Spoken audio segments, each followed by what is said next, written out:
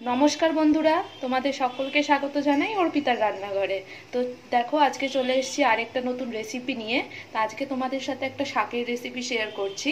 আজকে করে দেখাবো বড়ি বেগুন দিয়ে পালং শাক ভাজা। পালং শাক তো অনেকভাবেই অনেকে রান্না করে, তবে আজকে আমি এটা ভাজা ভাজা করছি বড়ি আর বেগুন দিয়ে। এছাড়া আমার চ্যানেলে প্রচুর শাকের রেসিপি আছে, আমি লিঙ্কগুলো দিয়ে দেবো ডেসক্রিপশন বক্সে, তোমরা কিন্তু অবশ্যই চেক আউট করো। আর এই রেসিপিটা ভালো লাগলে ভিডিওটাকে লাইক করো, শেয়ার করো, অবশ্যই কিন্তু আমার চ্যানেলটাকে সাবস্ক্রাইব করে দিও আর পাশে থাকা বেল আইকনটা অন করে দিও, যাতে তোমরা আমার সব ভিডিও নোটিফিকেশন পেয়ে যাও।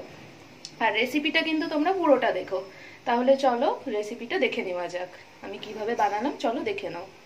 এদিকে দেখো পালং শাক নিয়েছি। পালং শাকটা দেখো বেশ ভালোভাবে ধুয়ে পরিষ্কার করে নিয়েছি, যাতে শাকের মধ্যে অনেক ময়লা থাকে, যাতে ময়লাগুলো সব চলে যায়। তারপর শাকগুলো কেটে নিয়েছি দেখো। আর এইদিকে দেখো বেগুন নিয়েছি, দুটো বেগুন নিয়েছি, এরকম ছোট ছোট করে কুচিয়ে নিয়েছি। এদিকে কড়াই বসিয়ে নিয়েছি, কড়াইতে দেখো সবার প্রথমে দিয়ে দিলাম একটু সর্ষের তেল। এইদিকে দেখো বেগুনটার মধ্যে অল্প একটু হলুদ আর নুন দিয়ে দিলাম। নুন দিয়ে বেগুনটা ভালো করে হলুদ আর নুন দিয়ে একটু মাখিয়ে নেব।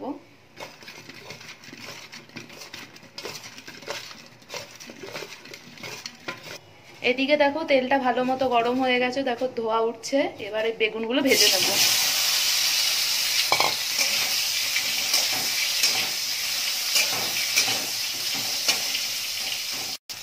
বেগুনটা দেখো ভাজা হয়ে গেছে, এবার এটা একটা আমি পাত্রে তুলে নিচ্ছি।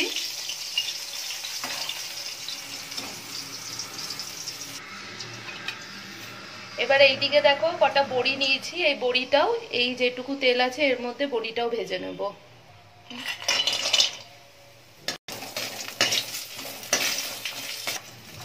বড়িগুলো দেখো ভাজা ভাজা হয়ে গেছে লাল লাল করে, এটা উঠিয়ে নিলাম। তাহলে এদিকে দেখো বড়ি আর বেগুনটা ভাজা হয়ে গেল। এবার ওই তেলেই দেখো দিয়ে দিলাম একটু কালো জিরা,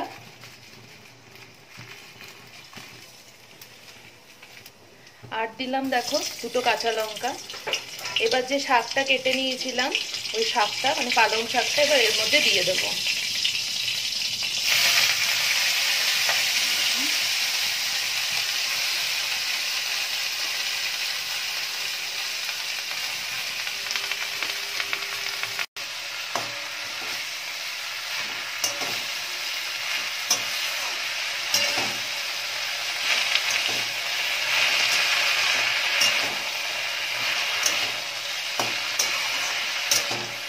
এই এতটা শাক দেখছো তো, প্রত্যেকটা শাক রান্না করতে গেলে দেখবে অনেকটা শাক থাকলেও রান্নার পর দেখবে এটা একদম অল্প একটু হয়ে যায়। এটা প্রত্যেকটা শাকেই হয়।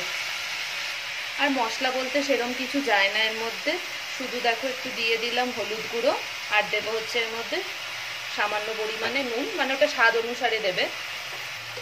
নুনটা কিন্তু আমি অল্পই ব্যবহার করছি, কারণ কি শাকটা তো রান্না করতে করতে একদম কম হয়ে যায়। তবে এটা পরিমাপ মতোই তোমরা ব্যবহার করবে। এবার সব কিছু ভালোভাবে শাকের সাথে মিশিয়ে নিচ্ছি, আর কিছুই দিতে হবে না এর মধ্যে। এবার শাকটা শুধু মুছতে দিতে হবে ভালো করে।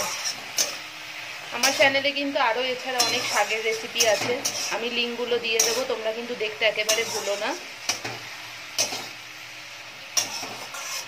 এবার যে বড়িগুলো ভেজে রেখেছিলাম প্রথমে সেটা দিয়ে দিচ্ছি, বেগুনটা একটু পরে দেবো, কারণ কি শাক থেকে এমনি এখন জল ছাড়ছে। বড়িটা দিয়ে দিলে বড়িটা একটু ভালো করে নরমও হয়ে যাবে।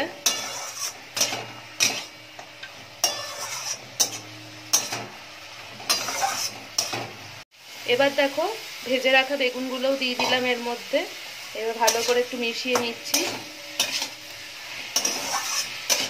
দেখো অনবরত নাড়াতে নাড়াতে শাকের থেকে জলটা অনেকটাই টেনে নিয়েছে, এখনো শাকটা আরো অনেকটা শুকাবে। এবার একটু চিনি দিয়ে দিচ্ছি এর মধ্যে। নিরামিষ তরকারি যেহেতু, মানে নিরামিষ শাক যেহেতু এটা, তো নিরামিষ রান্না একটু চিনি দিতেই হয়। ভালো মতো মিশিয়ে নিচ্ছি। এবার এটা এইভাবেই রাখবো মিডিয়াম ফ্লেমে, যতক্ষণে শাকটা পুরোপুরি না মজে যাচ্ছে, জলটা পুরো না শুকিয়ে যাচ্ছে। তবে মাঝে মধ্যে একটু নাড়িয়ে চাড়িয়ে নেবে, যাতে নিচ থেকে কোনোভাবে ধরে না যায়। দেখো দেখো রান্নাটা হয়ে গেছে।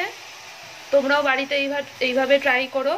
আর তোমাদের মতামত অবশ্যই এসে আমাকে কমেন্টসে জানিও। আর ভিডিওটা ভালো লাগলে কিন্তু ভিডিওটাকে লাইক করো, শেয়ার করো, অবশ্যই কিন্তু আমার চ্যানেলটাকে সাবস্ক্রাইব করে দিও, আর পাশে থাকা বেল আইকনটা অন করে দিও যাতে তোমরা আমার ভিডিও নোটিফিকেশন পেয়ে যাও। আবার হাজির হবো আরেকটা নতুন রান্না নিয়ে। সবাই ভালো থেকো, সুস্থ থেকো।